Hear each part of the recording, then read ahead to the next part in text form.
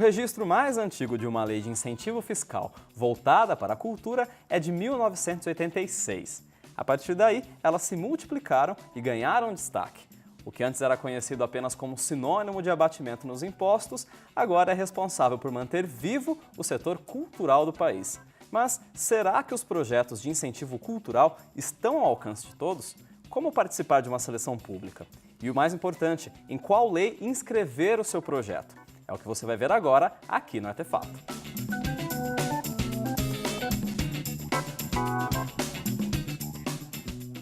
Olá, começa agora mais um Artefato e no programa de hoje nós vamos falar sobre leis de incentivo cultural. Quem está aqui comigo no estúdio é a socióloga, pedagoga e produtora cultural, Sônia Cavantan. Sônia, muito obrigado pela sua presença aqui com a gente. Obrigada pelo convite. Quanto tempo faz já que você mexe com essa área de incentivo fiscal? Há cerca de 25, 26 anos, há bastante tempo. Ou seja, a gente tem uma ótima fonte aqui com a gente. Espero que sim. Então vamos aproveitar essa oportunidade e conhecer um pouquinho mais sobre a Sônia. Eu sou Sônia Cavantan, produtora cultural, minha formação é em Ciências Sociais e eu acho que a cultura hoje é o melhor caminho para levar um desenvolvimento tanto pessoal como de uma sociedade. Eu, acreditando nisso, resolvi virar uma empreendedora nessa área e transformar os sonhos dos artistas em projetos e produtos culturais que possam ser vistos, sentidos pelo público em geral. E adoro fazer projetos que circulem por esse país tão diverso, com um público tão diverso e com artistas maravilhosos. Sônia, para a gente começar esse bate-papo sobre incentivo fiscal, acho que é importante para quem quer investir, quem quer fazer projetos para conseguir, tem que conhecer as leis. Exatamente, Exato. Sem conhecê-las fica inviável. E cada lei, eu queria que você falasse um pouquinho para a gente, cada lei tem umas características diferentes, né? Exatamente, quer dizer, cada uma das leis está baseada em incentivos fiscais diferentes, você pode ter em cima do imposto de rendas federais, ou em cima de ICMS, ou até mesmo em cima de ISS e IPTU, no caso das municipais, e algumas são específicas para áreas culturais, por exemplo, a lei do audiovisual, que é só para os produtos desta área artística. Sim. As demais, normalmente, servem para todas as áreas artísticas. Depende um pouco de cada uma delas, mas, em geral, elas aceitam todas as áreas. Sim. No caso da Rouanet, inclusive cinema. Sim. Uma característica em comum entre elas é que, de alguma forma, é uma renúncia fiscal, né? Exatamente. Uma lei de incentivo fiscal à cultura é quando o governo abre mão, ele faz uma renúncia fiscal de parte dos impostos que uma empresa ou uma pessoa física tem a pagar, para que esta empresa ou pessoa física coloque o dinheiro diretamente no produto cultural. Uhum. Inclusive, pouquíssima gente sabe que a pessoa física também pode utilizar, principalmente a Lei Rouanet, onde a pessoa física pode colocar 6% do que ela pagaria o imposto de renda. Sim. Pouca gente conhece. Além da Lei Rouanet, quais outras leis, assim, para o pessoal de casa até conhecer melhor, a gente poderia citar que são de incentivo fiscal à cultura? Hoje, no âmbito federal, nós temos a Lei Rouanet e a Lei do Audiovisual. No âmbito estadual, existe o PROAC ICMS aqui no estado de São Paulo. Uhum. E existem outras leis de incentivo estadual, dependendo do estado. Tá. E no âmbito municipal, quase todos os municípios têm leis de incentivo, alguns não estão com essa lei regulamentada e alguns a transformaram num fundo. Sim. Então, isso é muito variável, mas, assim, muitos municípios têm e não está regulamentado. Uhum. De forma geral, onde que as pessoas podem ter informações sobre essas leis? Acredito que no caso federal seja no Ministério das Comunicações ou no Ministério da Cultura, desculpa. Exatamente. E no caso estadual e municipal, na Secretaria de Cultura também. Exatamente. No Ministério da Cultura, inclusive no próprio site, tem todas as informações, tem um campo só para isso.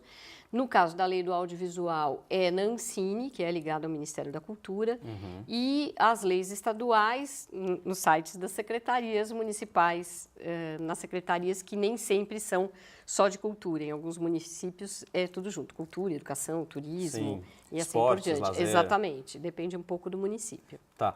Para todas essas leis, existe um período em que você pode mandar o projeto, você não pode mandar o ano inteiro. Algumas têm essa possibilidade de você cadastrar um projeto durante todo o ano, outras não. Atualmente, a Lei Rouanet, que é a mais conhecida delas, ela fica aberta praticamente 10 meses no ano. Sim. Então, ela fecha de dezembro e janeiro. Você pode mandar o projeto a qualquer momento. As pessoas tendem a deixar para os últimos minutos e aí tudo complica. Mas, normalmente, é a maior parte do ano que você pode inscrever um projeto, no caso de lei de incentivo. Quando você tem um projeto aprovado com a lei de incentivo, necessariamente, por exemplo, um exemplo prático. Ok. A gente fez um projeto pedindo 1 milhão de financiamento. Tá. Você tem um projeto aprovado, você não ganha 1 milhão na mão.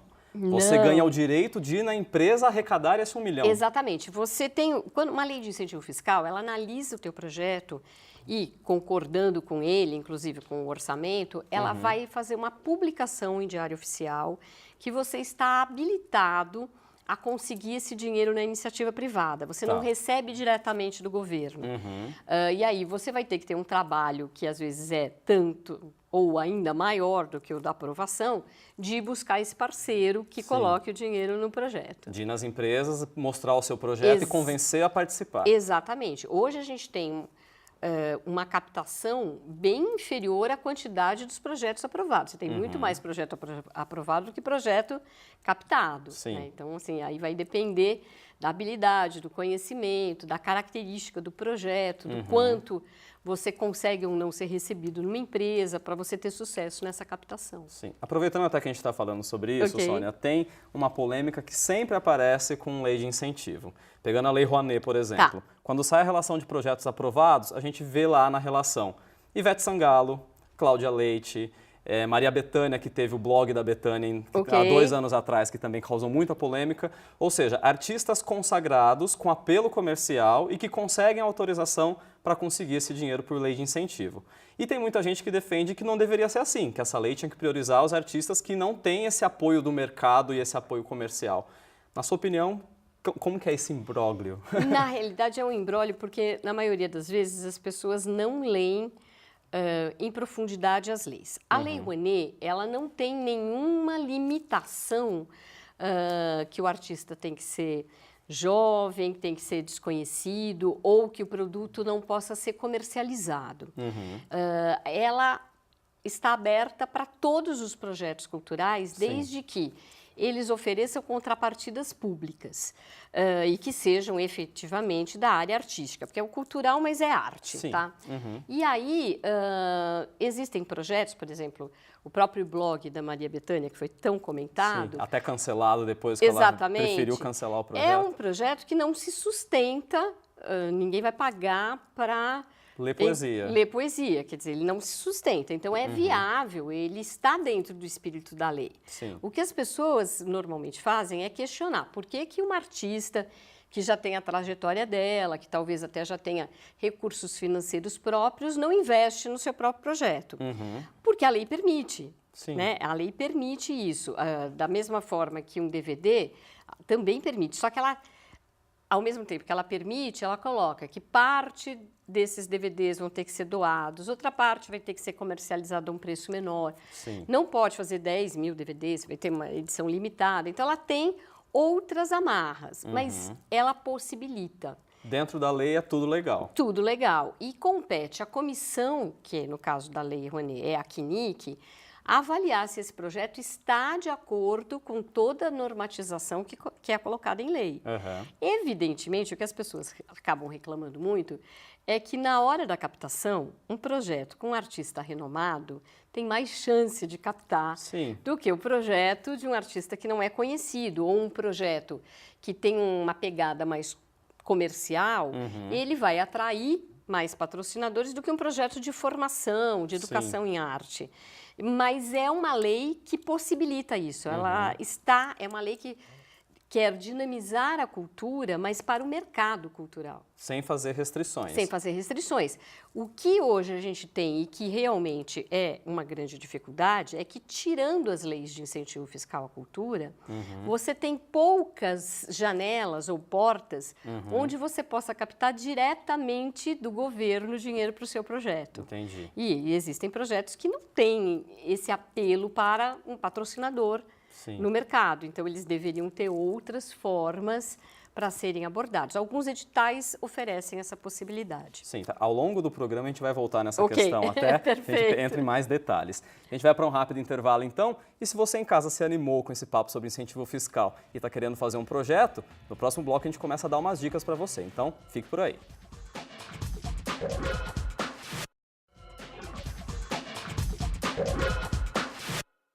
O Artefato de hoje está de volta e o nosso tema é incentivo cultural. Aqui com a gente está a socióloga, pedagoga e também produtora cultural, a Sônia Cavantan. Sônia, a gente conversou bastante sobre as leis até num aspecto mais amplo no primeiro bloco. Nesse segundo bloco, vamos começar já a dar umas dicas para o pessoal de casa e para quem quer investir nisso. Perfeito. Primeiro de tudo, quando você vai enviar um projeto para poder obter essa autorização para captar a lei de a verba. Você tem que, nesse projeto, colocar informações detalhadas do seu projeto. Exatamente. Essas informações que você coloca ali, dependendo se você colocar a informação errada, colocar no campo errado, isso já é critério para eliminar o seu projeto, por exemplo? Isso gera uma dificuldade de aprovação. Muita gente não prepara o projeto antes da lei. Na realidade, o grande segredo para conseguir uma aprovação melhor é você ter um bom planejamento próprio. O que você quer fazer, quando, como, quanto custa, qual é o retorno para a população. E aí, depois disso, está muito bem pensado, bem escrito, aí você abre os formulários e vai vendo as perguntas e procura no seu roteiro. Isto é isto, e vai compondo. Muita gente ou escreve demais, mas não chega no fato objetivo que você vai fazer. Embroma, mas não muito consegue chegar a lugar nenhum. Confuso, sabe aquele projeto que você não consegue entender se é um show, se é uma exposição. Se é tudo ao mesmo tempo. É tudo ao mesmo tempo, então você não consegue deixar claro o objetivo do projeto. Ou, às vezes, você tem claro o objetivo, mas não explica bem a metodologia. Você não comprova que você tem conhecimento suficiente que vai te levar a uma boa execução, ou você não preenche todos os campos. Então, assim, precisa bastante estudo sobre isso e um bom planejamento. O ideal é você seguir rigorosamente todos os tópicos. Vem um pouco da pressa do brasileiro também, de deixar para a última hora, aí a hora que está estourando o prazo, resolve fazer o projeto. Vem tanto essa questão, principalmente nos editais públicos, que o período de inscrição é menor, como também um não hábito de se escrever sobre as ideias, principalmente quando é o próprio artista que preenche o formulário. Então, as ideias estão muito na cabeça. Ele acha que está claro na cabeça e no papel vai ficar tudo lindo e não fica. E realmente, você ser sucinto e apresentar um bom conteúdo não é uma coisa muito fácil. Então, às vezes, eu sugiro ao artista que chame, às vezes não precisa nem ser um produtor, mas um amigo, alguém que tem uma habilidade maior para a escrita do projeto. Outro aspecto do projeto, quando você apresenta, você precisa dar uma previsão de orçamento, que é até em cima disso que você vai ter autorização para captar um determinado valor. Isso. Esse orçamento, ele é flexível? Por exemplo, se eu falar que eu vou gastar 1 milhão, meu projeto tem que dar 1 milhão, ele pode dar menos, ele pode dar mais, como que fica? Esse orçamento, na realidade, ele não é bem uma previsão, ele é o orçamento real do teu projeto, que a gente atualmente deve, inclusive, fazer tanto no PROAC ICMS como na Lei Rouanet, baseado numa tabela de referências de preço que o próprio Ministério da Cultura encomendou. Ela fica disponível no site, você tem que se guiar por essa tabela. É fácil das pessoas acharem essa tabela. É fácil, ela está disponível, é super fácil. Foi encomendado para a Fundação Getúlio Vargas levantar esses preços. Alguns preços, talvez o meu projeto, eu considere que tem que ser superior àquilo. Então, eu vou pôr e vou justificar por que é superior. Posso colocar abaixo, também não há problema. Mas, de qualquer maneira, é um orçamento mais próximo possível da realidade. Se o projeto for aprovado para 1 milhão, talvez você não capte 1 milhão, certo? Então, aí você vai adequar para menos esse orçamento, desde que você cumpra tudo que você prometeu. E se você orçou errado e ele custa mais de 1 milhão, você não tem como, você tem que adequar para esse 1 milhão. Você vai ter que pôr dinheiro do seu bolso, você deixa de receber, porque às vezes acontecem imprevistos mesmo. E o orçamento, você não pode alterar nem os itens. Então, se você estipulou que a alocação do equipamento é X, a alocação do equipamento deve ser X, ou, no caso do Ministério da Cultura, você pode ter 10% a mais ou 10% a menos. Senão, você tem que solicitar uma alteração no projeto e não primeiro gastar e depois justificar. Entendi. Porque o projeto foi aprovado para aquele valor e aquele valor é composto por uma série de itens. Então, não dá para ficar alterando. Isso as pessoas estão aprendendo a fazer, porque não é fácil. E se, por exemplo, você começa a mexer com esse projeto, percebe que ele vai dar mais do que 1 milhão que você tinha pedido. Você pode complementar isso que falta com patrocínio? Ou se você já pensava em trabalhar com patrocínio, desde o começo ele tinha que estar dentro do projeto? Se é um projeto de incentivo fiscal, quer dizer, você está trabalhando com patrocínio de qualquer maneira. Só que você pode ter o patrocínio incentivado, que é aquela empresa que vai abater esse valor na lei, ou você pode ter um patrocínio direto. Sim. Então, quando você manda um orçamento para uma lei de incentivo fiscal, pode ser que você capte tudo com incentivo fiscal, parte não, mas ele, de qualquer maneira, não pode ser superior àquele orçamento. Entendi. O que você pode conseguir é uma permuta, uma parceria, e tal item você não precisou pagar, então você pede para gastar mais em outro item. Isso você consegue fazer, mas você sempre tem que lembrando que tem que pedir antes de gastar. Exatamente, você tem que pedir e solicitar isso por escrito, o que nem sempre é fácil, porque às vezes é durante a execução. Aí você corre o risco, você gasta, justifica e vamos ver se vai ser aprovado. Sim. O correto é sempre solicitar a alteração antes. Antecipadamente. Exatamente. Uma outra pergunta, Sônia. Um projeto como esse, até pelo fato dele ser, de alguma forma, patrocinado com esse dinheiro de imposto, que é um dinheiro federal. Ele precisa ter uma contrapartida para a sociedade? A gente tem um exemplo aqui em Bauru, por exemplo, que é o curta-metragem O Destino de Pierrot, que ele foi feito com a Lei de Estímulo Municipal à Cultura, e como contrapartida, ele teria exibições gratuitas para a população, teria umas oficinas de formação voltada para crianças e tudo mais. Contrapartida é obrigatório num projeto como esse? É obrigatório. O projeto que é feito com dinheiro público, que mesmo que você tome esse dinheiro do patrocinador, é um dinheiro que ele pagaria de impostos, então ele é público. Ele tem que ter contrapartida pública, ele tem que voltar para a população de alguma forma. Sim. E isso pode ser através de uma gratuidade do produto cultural, pode ser através de um barateamento do valor do produto cultural. Por exemplo, um ingresso com preço mais simbólico, Exatamente. Então, quando você cadastra o projeto, você indica, olha, um projeto com esse perfil teria um ingresso a R$60, mas como eu estou fazendo com incentivo fiscal, eu vou cobrar 40.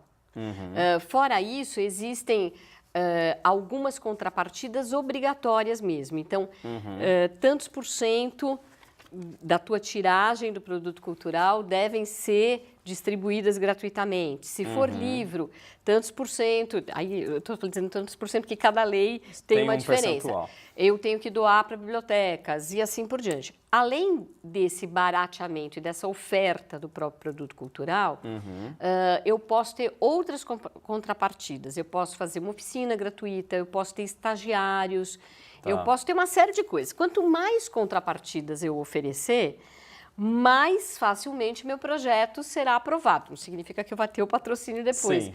mas eu estou cumprindo a função pública do dinheiro público. Sim. Porque é muito fácil a gente criticar, às vezes, que o governo não dá esse retorno, mas quando o dinheiro está na nossa mão, também não é fácil oferecer tudo isso. Então, eu tenho que me organizar muito bem para poder fazer. Muito bem. A gente vai para um rápido intervalo e no próximo bloco a gente fala de um aspecto importantíssimo desses projetos, que é a prestação de contas. Então, continue com a gente.